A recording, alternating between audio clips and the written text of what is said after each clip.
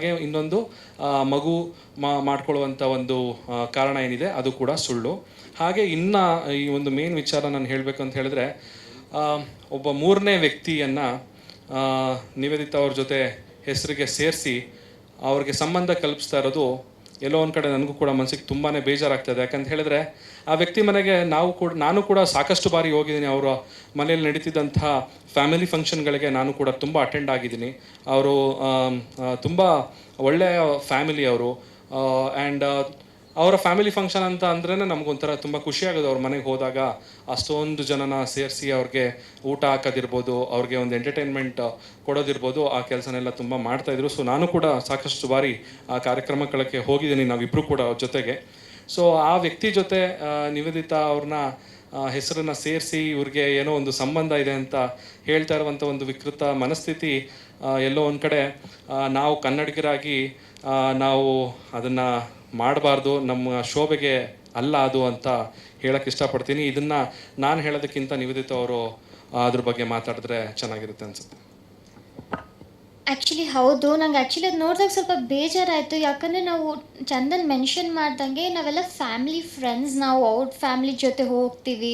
ನಾವು ಈವನ್ ನಾವು ಏನಾದರೂ ಫಂಕ್ಷನ್ ಇದ್ದಾಗ ನಮ್ಮನ್ನ ಅಷ್ಟೇ ಅಲ್ಲ, ಅವ್ರು ಎಲ್ಲರನ್ನೂ ಸೇರಿಸಿ ಫ್ಯಾಮ್ಲಿ ಫಂಕ್ಷನ್ಸ್ ಎಲ್ಲ ಮಾಡ್ತಾರೆ. ಅವ್ರ ಜೊತೆ ಅವ್ರ ಫ್ಯಾಮ್ಲಿ ಜೊತೆ ಒಳ್ಳೆ ಬಾಂಡಿಂಗ್ ಇದೆ ನನಗೆ.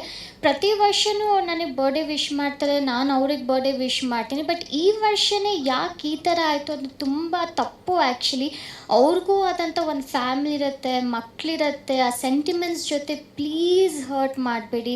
ಬಿಕಾಸ್ ಎಲ್ಲರಿಗೂ ಅದು ತುಂಬ ಮನಸ್ಸಿಗೆ ನೋವಾಗುತ್ತೆ. ಆ್ಯಂಡ್ ಇವಾಗ ಜಸ್ಟ್ ಒಂದು ಪೋಸ್ಟ್ ಹಾಕಿದ ತಕ್ಷಣ, ಯಾವುದೋ ಒಂದು ಟ್ರೆಂಡಿಂಗ್ ಸಾಂಗ್ ಹಾಕಿದ ತಕ್ಷಣ ಏನೋ ಲವ್ ಇದೆ ಅದಿದೆ ಅಂತ ಹೇಳೋದು ತಪ್ಪು. ಪ್ರಾಬಬ್ಲಿ ಒಂದಷ್ಟು ಜನ ಜೋಕ್ಗೋ ಅಥವಾ ಅವ್ರ ಪೋಸ್ಟ್ಸ್ಗೆ ಎಂಗೇಜ್ಮೆಂಟ್ ಸಿಗಬೇಕು ಅಂತ ಮಾಡ್ತಾರೆ. ಬಟ್ ಅದರಿಂದ ಹಿಂದೆ ಆಗುವಂಥ ನೋವಾಗಿರಲಿ, ಅದು ಈ ಸಿಚುವೇಶನ್ ಈ ಟೈಮಲ್ಲಿ ತುಂಬ ಹರ್ಟ್ ಆಗುತ್ತೆ. ಅವ್ರ ಫ್ಯಾಮ್ಲಿಗೆ ಎಷ್ಟು ನೋವಾಗಿರ್ಬೋದು ಅದೆಲ್ಲ. ನಾನು ಅವ್ರಿಗೆ ಇನ್ಫ್ಯಾಕ್ಟ್ ಕಾಲ್ ಮಾಡಿ ಕೇಳಿದೆ, ಅವ್ರ ಜೊತೆ ಆಗಿರಲಿ ಅವ್ರ ವೈಫ್ ಜೊತೆನೂ ಕಾಲ್ ಮಾಡಿ ಕೇಳಿದೆ, ಸೋ ಸಾರಿ ಈ ಥರ ಬರ್ತಿದ್ದೆ, ಪ್ಲೀಸ್ ಬೇಜಾರು ಮಾಡ್ಕೋಬೇಡಿ, ಏನಾದರೂ ಇಶ್ಯೂ ಇದ್ದರೆ ಪ್ಲೀಸ್ ನಾನು ಕ್ಲಾರಿಫೈ ಮಾಡ್ತೀನಿ ಅಂದಾಗ ಅವರೇ ಹೇಳಿದ್ರು ತಲೆಗೆಲ್ಲ ಕೆಡಿಸ್ಕೋಬೇಡ ಅಂತ. ನಾನು ನಿಜವಾಗ್ಲೂ ಇಬ್ಬರೂ ಸೇರಿ ನನಗೆ ತುಂಬಾ ಸಪೋರ್ಟ್ ಮಾಡಿದ್ರು. ಇವಾಗ ಏನಾದರೂ ಒಂದು ಪೋಸ್ಟ್ ಹಾಕ್ತೀವಿ ಅಂತ ಅಂದ್ಕೊಳ್ಳಿ, ಸೂರ್ಯನ ಮೇಲೆ ಇವಾಗ ನಾನು ಸ್ಯಾಟಿಲೈಟ್ ಬಿಟ್ಟಿದ್ದೀನಿ ಅಂತ, ಹಂಗಂತ ನಂಬಲ್ಲ ಯಾರು. ಯಾಕಂದರೆ ಇಟ್ಸ್ ಮ್ಯಾಡ್ನೆಸ್ ಅನ್ನೋ ಥರ. ಈ ಥರ ಬೇಸ್ಲೆಸ್ ಆಗಿ ಏನು ಇಲ್ಲದೆ ಇರೋದೆಲ್ಲ ಹೇಳಿದ್ರೆ ತುಂಬ ಹರ್ಟ್ ಆಗುತ್ತೆ.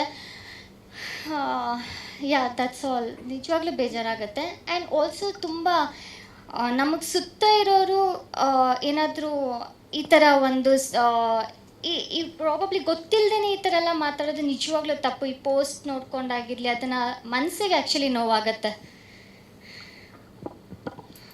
ಅದಾದಮೇಲೆ ನಾನು ಇನ್ನೊಂದು ವಿಚಾರ ಹೇಳೋಕ್ಕೆ ಇಷ್ಟಪಡ್ತೀನಿ.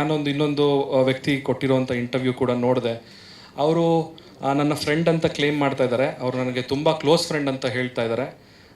ಆ ರೀತಿ ಯಾವ ಥರನೂ ಇಲ್ಲ. ಅವರು ಹೇಳಿದಂಥ ಮಾತುಗಳು ನನಗೆ ಒಂದು ನಿಮಿಷ ಶಾಕ್ ಆಯಿತು. ನನಗೆ ಅನಿಸಿದ್ದು ಯಾಕೆ ಈ ಥರ ಸುಳ್ಳು ಹೇಳ್ತಿದ್ದಾರಲ್ಲ. ಅವ್ರು ಹೇಳಿದ್ದಾರೆ 6 ತಿಂಗಳಿಂದನೇ ನನಗೆ ಸಿಕ್ಕಿದಾಗ ನನಗೆ ಹೇಳಿದ್ರಂತೆ ನಿವೇದಿತಾ ಅವ್ರಿಗೆ ಹೈದರಾಬಾದಲ್ಲಿ ಒಂದು ಹುಡುಗನ ಜೊತೆ ಸಂಬಂಧ ಇದೆ, ಅವನು ಹೈದರಾಬಾದಿಗೆ ಏನಕ್ಕೆ ಹೋಗ್ತಾರೆ ಅವರು ಅಂತ. ಆ ಥರ ಒಂದು ಕಾನ್ವರ್ಸೇಷನ್ ನಮ್ಮಿಬ್ಬರ ಮಧ್ಯೆ ಯಾವತ್ತೂ ನಡೆದೇ ಇಲ್ಲ. ಅವರು ಒಂದು ಸಿನಿಮಾದಲ್ಲಿ ನಾನು ಆ್ಯಕ್ಟ್ ಮಾಡಬೇಕಾದ್ರೆ ಅವರು ಆ ಸಿನಿಮಾದಲ್ಲಿ ಅವರು ಕೂಡ ಒಂದು ಪಾತ್ರ ಮಾಡ್ತಾಯಿದ್ರು. ಸೊ ಆ ಸಿನಿಮಾ ಶೂಟಿಂಗ್ ಟೈಮಲ್ಲಿ ನಾನು ಅವ್ರು ಸಿಕ್ಕಿದ್ದೆ. ಅವಾಗ ಸಿಕ್ಕಿದಾಗ ಸಿನಿಮಾ ಬಗ್ಗೆ ಮಾತಾಡಿದ್ದೀವಿ ಹೊರತು ಸೊ ಈ ರೀತಿಯಾದಂಥ ಯಾವುದೇ ವಿಚಾರ ಮಾತಾಡಿಲ್ಲ. ಮತ್ತು ಅವರು ಅಂದ್ರಂತೆ ಅವರು ನಿವೇದಿತಾ ಅವ್ರು ಸರಿ ಇಲ್ಲ ಅಂತೆಲ್ಲ ನನಗೆ ಹೇಳಿದ್ರಂತೆ, ನಾನು ಅದನ್ನು ಕೇಳಿದ್ನಂತೆ. ಸೊ ಈ ಥರ ಎಲ್ಲ ಒಂದು ಸುಳ್ಳು ಹೇಳಿಕೆಗಳು ಯಾಕೆ ಕೊಟ್ಟರು ಅನ್ನೋದು ನನಗೆ ಆ್ಯಕ್ಚುಲಿ ಗೊತ್ತಾಗಲಿಲ್ಲ. ಬೇರೆಯವರ ಮನೆ ಒಂದು ಪರ್ಸ್ನಲ್ ಲೈಫ್ ಅವ್ರಿಗೆ ಏನು ಸಂಬಂಧ ಇದೆ ಅನ್ನೋದು ನನಗೆ ಒಂದು ದೊಡ್ಡ ಕ್ವಶನ್ ಮಾರ್ಕ್ ಆಗಿ ನನಗೆ ಕಾಡ್ತಾ ಇದೆ ನನಗೆ ಇವಾಗ. ಬಿಕಾಸ್ ನಾವಿಬ್ಬರು ವಿಚ್ಛೇದನ ಪಡಿಬೇಕು ಅಂತ ನಾವು ಅಂದ್ಕೊಂಡಾಗ ನಮ್ಮ ಪೇರೆಂಟ್ಸ್ ಅವ್ರ ಜೊತೆ ಡಿಸ್ಕಸ್ ಮಾಡಿದಾಗ ಅವ್ರು ಹೇಳಿದಿಷ್ಟ, ನೋಡಪ್ಪ ನೀವು ಬುದ್ಧಿವಂತರು, ನಿಮ್ಗೆ ಆಲ್ರೆಡಿ ಸಮಾಜದಲ್ಲಿ ಒಂದು ಸ್ಥಾನಮಾನ ಲಭಿಸಿದೆ. ಸೊ ನಿಮ್ಮ ಒಂದು ಡಿಸಿಷನ್ನ ನೀವು ತೊಗೊಳ್ಳಿ ಅಂತ ನಮ್ಮ ತಂದೆ ತಾಯಿಗೆ ಇರ್ಬೋದು, ಅವ್ರ ತಂದೆ ತಾಯಿ ಆಗಿರ್ಬೋದು, ನಮಗೆ ನಮ್ಮ ಡಿಸಿಷನ್ ಮಾಡ್ಕೊಳ್ಳಿ, ನಿಮ್ಮ ಜೀವನ ನಿಮ್ಮ ಕೈಲಿದೆ ಅಂತ ನಮಗೆ ಬಿಟ್ಟರು. ಸೊ ಅವರೇ ಸುಮ್ಮನಿರ್ಬೇಕಾದಾಗ ಈ ಒಂದು ವ್ಯಕ್ತಿ ಯಾಕೆ ನಮ್ಮಿಬ್ಬರ ಪರ್ಸ್ನಲ್ ಲೈಫ್ ಒಳಗಡೆ ಬಂದ್ಬಿಟ್ಟು ನಾವೇ ಇವಾಗ ಪರಸ್ಪರ ನಾವಿಬ್ಬರು ಮ್ಯೂಚುವಲ್ ಕನ್ಸೆಂಟಿಂದ ಇಬ್ಬರ ಒಪ್ಪಿಗೆ ಮೇರೆಗೆ ನಾವು ಮುಂದೆ ಬಂದು ವಿಚ್ಛೇದನ ಪಡೆದಿರೋದು. ಸೊ ನಾವೇ ಇಬ್ಬರು ಇವಾಗ ಖುಷಿಯಾಗಿರಬೇಕು ಅಂತ ನಾವಿವಾಗ ಇದನ್ನು ಮಾಡಿದ್ದೀವಿ. ಸೊ ಇದ್ರ ಮಧ್ಯದಲ್ಲಿ ಮತ್ತೆ ನೀವು ಖುಷಿಯಾಗಿರಬೇಡಿ, ನೀವು ಜಗಳಾಡ್ತಾನೆ ಇರಬೇಕು ಅನ್ನೋ ಒಂದು ಮನಸ್ಥಿತಿ ಇಟ್ಕೊಂಡು ಯಾಕೆ ಬಂದು ನಮ್ಮಿಬ್ಬರ ಮಧ್ಯದಲ್ಲಿ ಇಲ್ಲದೇ ಇರುವಂತಹ ಒಂದು ಊಹಾಪೋಹಗಳನ್ನೆಲ್ಲ ನಮ್ಮ ಮನಸ್ಸಲ್ಲಿ ಬೀಜನ ಬಿತ್ತುತ್ತಾ ಇದ್ದೀರಾ ಅನ್ನೋದು ನನಗೆ ಗೊತ್ತಾಗ್ತಿಲ್ಲ. ದಯವಿಟ್ಟು ಇದನ್ನು ಇಲ್ಲಿಗೆ ನಿಲ್ಲಿಸ್ಬಿಡಿ. ಇದು ಯಾರಿಗೂ ಖುಷಿ ಕೊಡೋವಂಥ ವಿಚಾರ ಅಲ್ಲ, ಇದು ಖುಷಿ ಕೊಡುವಂಥ ವಿಚಾರ ಅಲ್ಲ. ಅಂದರೆ ಈ ಥರ ವಿಚಾರಗಳನ್ನ ಮಾತಾಡಿಕೊಂಡು ಅದನ್ನು ಎಂಟರ್ಟೈನ್ಮೆಂಟ್ ಆಗಿ ಬಳಸ್ಕೊಳ್ಳೋದು ಎಲ್ಲೋ ಒಂದು ಕಡೆ ಮಾನವೀಯತೆ ಮರ್ತಂಗಿರುತ್ತೆ ಅಂತ ಅನಿಸುತ್ತೆ ನನಗೆ. ಸೊ ಹಾಗಾಗಿ ದಯವಿಟ್ಟು ಈ ರೀತಿಯಾದಂಥ ವದಂತಿಗಳು ಏನಿದೆ ಇದಕ್ಕೆ ಯಾರು ದಯವಿಟ್ಟು ಕಿವಿ ಕೊಡಬೇಡಿ. ನಾವಾಗೆ ಸ್ಪಷ್ಟನೆ ಕೊಟ್ಟಾಗಿದೆ ಇವಾಗ ನಮ್ಮ ಕಡೆಯಿಂದ. ಅಫ್ಕೋರ್ಸ್ ನಮ್ಮ ಜೀವನದಲ್ಲಿ ಅದನ್ನು ಬ್ಯಾಲೆನ್ಸ್ ಮಾಡೋಕ್ಕಾಗಲಿಲ್ಲ. ಎಲ್ಲರಿಗೂ ತುಂಬ ಖುಷಿ ಇತ್ತು ನಮ್ಮಿಬ್ಬರು ಜೋಡಿ ಚೆನ್ನಾಗಿದೆ, ನಿಮ್ಮ ಒಳ್ಳೆ ಜೋಡಿ ಅಂತ. ನಾವು ಅದನ್ನು ತುಂಬ ಬ್ಯಾಲೆನ್ಸ್ ಮಾಡಿದ್ವಿ, ಅದನ್ನು ಇನ್ನೂ ಮುಂದುವರ್ಸ್ಕೊಂಡು ಹೋಗೋಣ ಅಂತ. ಬಟ್ ಸ್ಟಿಲ್ ಎಲ್ಲೋ ಒಂದು ಕಡೆ ಅದು ಸಾಧ್ಯವಾಗಲಿಲ್ಲ. ಅದಕ್ಕೆ ಈ ಒಂದು ಡಿಸಿಷನ್ನ ತೊಗೊಂಡಿದ್ದೀವಿ ನಾವು. ಆ್ಯಂಡ್ ಆ್ಯಂಡ್ ಆಲ್ಸೋ ಆ ವ್ಯಕ್ತಿ ಇವಾಗ ಚಂದನ್ ಮೆನ್ಷನ್ ಮಾಡಿದಂಗೆ ಡಿವೋರ್ಸ್ ಆಫ್ ಕನ್ವೀನಿಯನ್ಸ್ ಆ ಥರ ಎಲ್ಲ ವರ್ಡ್ಸ್ನ ಯೂಸ್ ಮಾಡಿದ್ದಾರೆ. ಅಂದರೆ ನಾವು ಡಿವೋರ್ಸ್ ತೊಗೊಂಡಿರೋದು ನಮ್ಮ ಕೆರಿಯರ್ನ ಬೆಳೆಸ್ಕೊಂಡು ಹೋಗೋದಕ್ಕೆ. ಅಂದರೆ ನಾನು ತೆಲುಗು ಡಿರೆಕ್ಟರ್ಸ್ ಹಿಂದೆ ಹೋಗಿ ಅವ್ರ ಹತ್ರ ಆಫರ್ಸ್ ಕೇಳೋದಕ್ಕೆ ಆಗಲಿ ಏನೇನೋ ಹೇಳಿದ್ದಾರೆ. ಬಟ್ ಅದೆಲ್ಲ ಟ್ರೂ ಅಲ್ಲ. ನನಗೇನು ಅನ್ಸುತ್ತೆ ಅಂದರೆ ನಾವು ನಿಜವಾಗ್ಲೂ ಟ್ಯಾಲೆಂಟೆಡ್ ಆಗಿದ್ರೆ ನಮಗೆ ಆಪರ್ಚುನಿಟೀಸ್ ಅದಾಗೆ ಅದು ಬರುತ್ತೆ. ನಾನು ನನ್ನ ಫೀಲ್ಡಲ್ಲಿ ಇಷ್ಟು ವರ್ಷವೂ ಕೂಡ ಬ್ಯಾಕ್ ಟು ಬ್ಯಾಕ್ ಶೋಸ್ ಮಾಡಿಕೊಂಡು ಬ್ಯುಸಿ ಆಗಿದ್ದೀನಿ. ನನ್ನ ಮದುವೆ ಆಗಲಿ, ನಮ್ಮಿಬ್ಬರ ಮದುವೆ ನನ್ನ ಕೆರಿಯರ್ಗೆ ಏನೂ ಅದನ್ನು